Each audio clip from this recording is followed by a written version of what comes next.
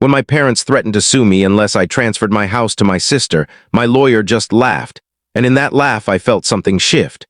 Growing up, everything had been obvious. Serafina got the latest clothes, private tutors, and lavish vacations. I got lectures about grit and independence. At 16, I was flipping burgers at a rundown diner while she packed for Europe. Whenever I brought it up, my parents would sigh and tell me to understand priorities. Serafina's future mattered more than mine. I didn't resent them at first. I assumed that's simply how families worked. They invest in the child they think will thrive, while the other learns to make do. So I accepted it. I paid my own way through college, lived in cramped flats with roommates who forgot to pay rent, and skipped nights out while everyone else partied. I stashed away whatever I could. I didn't have a clear reason. I only knew no one would catch me if I fell. After I graduated, there were two paths: take a low-paying job or take a risk. I used my savings to open a tiny auto repair shop. It was far from glamorous. The first year was brutal: late nights, long weekends, and hands caked in oil. But slowly it began to pay. By year 5, I was finally earning enough to consider buying a house. Of course, my parents noticed. I'd mentioned wanting my own place rather than another shoebox flat, and each time the conversation would sidestep.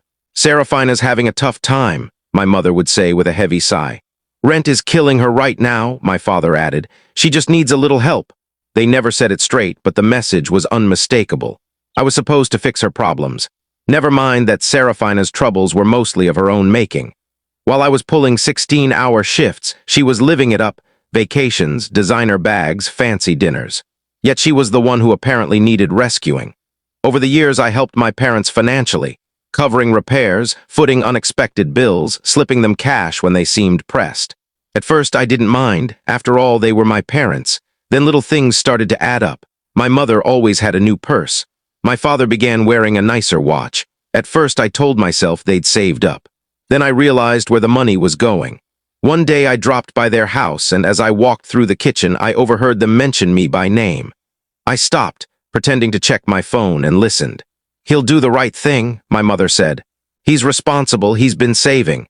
"It makes sense," my father agreed. "He can afford it." They weren't talking about me buying myself a home.